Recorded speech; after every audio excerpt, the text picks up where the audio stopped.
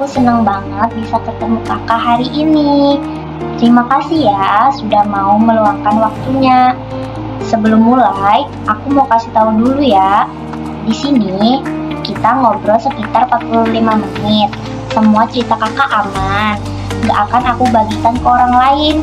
Kalau ada hal yang bikin gak nyaman, kakak bisa langsung bilang ke aku ya.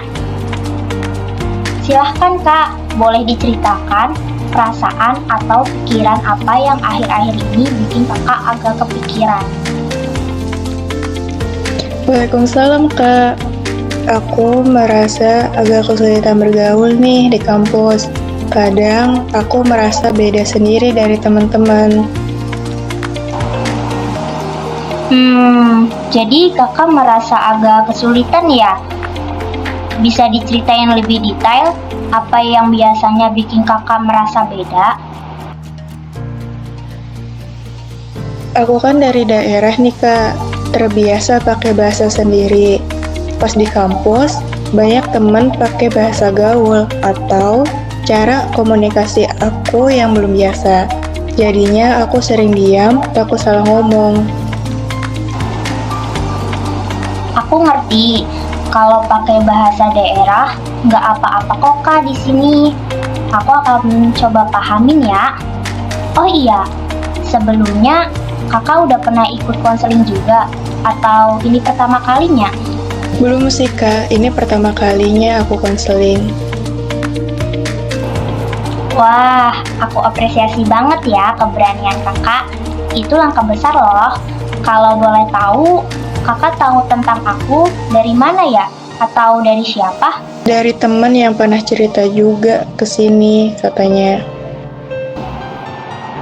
Wah, berarti kakak punya temen yang peduli sama kakak ya? Itu hal yang positif banget. Iya sih, tapi tetap aja aku minder. Aku takut orang-orang nganggap aku aneh. Kadang aku juga bingung harus lebih nurut sama nilai keluarga atau ikutin kebiasaan teman di sini.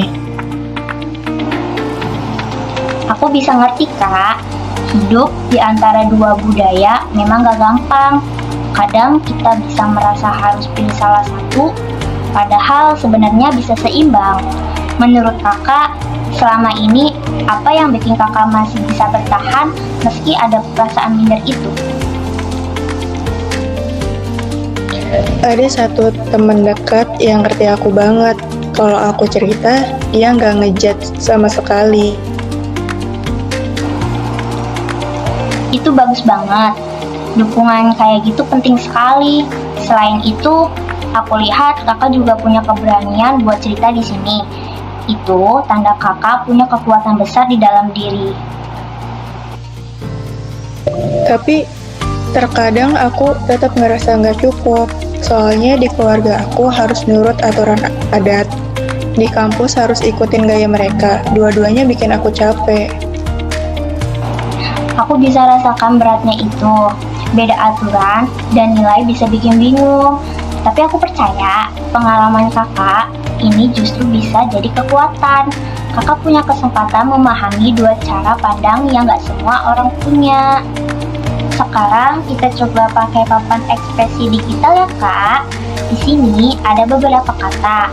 Yang pertama ada cemas, bingung, kuat, dan berani. Kakak boleh pilih dua kata yang paling menggambarkan perasaan kakak sekarang. Aku pilih cemas dan bingung, Kak.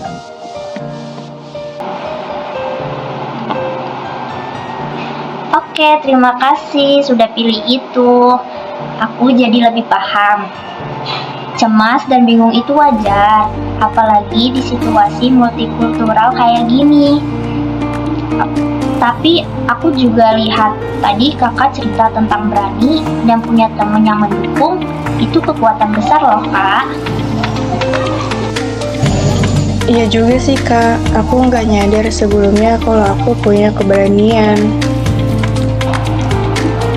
Nah, itu yang aku maksud. Kadang kita terlalu fokus sama kelemahan, padahal kekuatan kita juga banyak. Kak, nggak berasa ya waktu kita hampir habis Dari cerita tadi, aku dengar kalau kakak sering merasa minder dan bingung menghadapi dua budaya berbeda. Tapi, aku juga dengar ada kekuatan besar. Kakak punya teman yang mendukung, berani untuk terbuka, dan mampu bertahan sejauh ini. Untuk sesi berikutnya, kalau kakak mau, kita bisa bahas strategi praktis biar lebih nyaman dalam beradaptasi, tanpa harus kehilangan nilai keluarga. Terima kasih banyak ya kak, sudah cerita dengan jujur. Aku senang banget bisa mendengarkan kakak hari ini. Semoga setelah ngobrol ini, kakak merasa sedikit lebih lega ya. Terima kasih juga Kak sudah mendengarkan ceritaku hari ini.